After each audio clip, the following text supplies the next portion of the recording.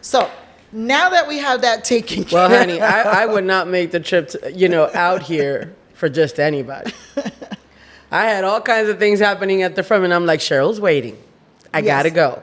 And I am so, so happy that you are here. So tell us, first of all, we know that you're a legal expert, and we're going to get into some legal things. But first, let's talk a little bit about your background. I know when I first met you, I was like, your English is really good. You're American, Dominican. Give us a little of your personal background. I was born in the U.S., in Delaware. That's right, I'm here. Delaware. I'm here in a town called Brandywine. Oh my goodness. Anybody from Brandywine out there? Is Brandywine in the house? I wasn't even born in the capital of Delaware, but anyway. And I was raised in New York, and I practiced law there until I came. I've been here for approximately 20 years. Wow. And one of the things I always say is that the art of flowing is something you really have to master it, because when I came to this country, I did not come with this plan. Right. Okay. I didn't come here to practice law. I didn't come here to set up a law firm. Totally different scenario. I was working for a firm in New York remotely, and then I would fly back and forth.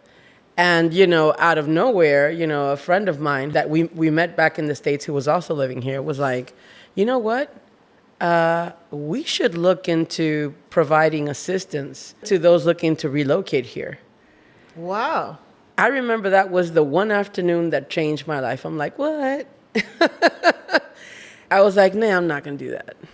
And then she calls me back that Monday, 2 days later, and says, listen, I have our first potential clients. Are you sure?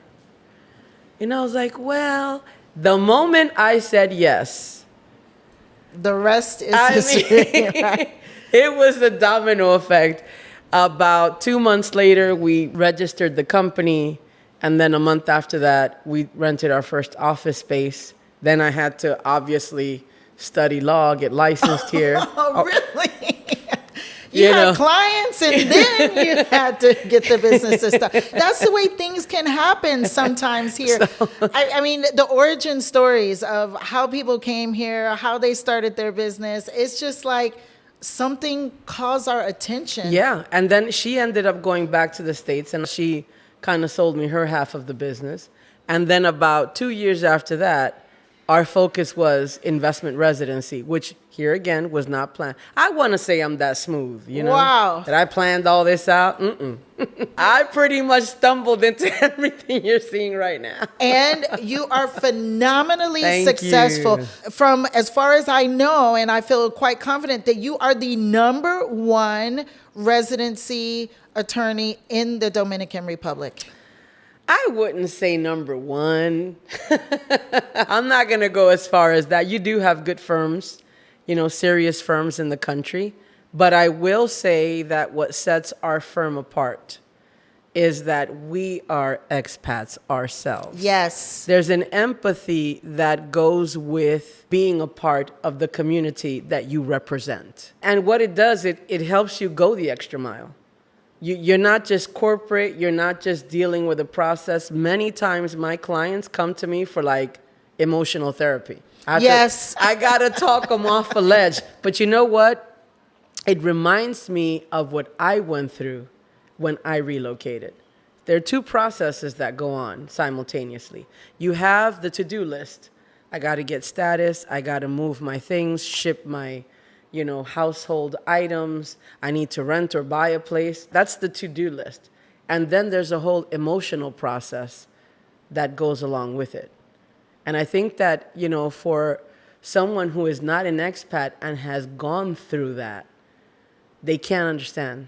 Right. This is why I'm motivated to go the extra mile. So I'm sitting home at 9 o'clock at night, and I have a client call me, and they're like, I'm freaking out. Exactly. And I'm like, talk to me. We don't know who that might be. We might not have any idea. No, not at all. It gives you an empathy. And also, you work extra hard because, expats are my people. Yes. And it really, really shows. When I first met you, I felt such a connection to you. We could speak the same language. You were saying honey this and honey that. And I felt so comfortable, so at home. I felt like I wasn't here alone by myself because I had a homegirl that I could call and we could talk about anything.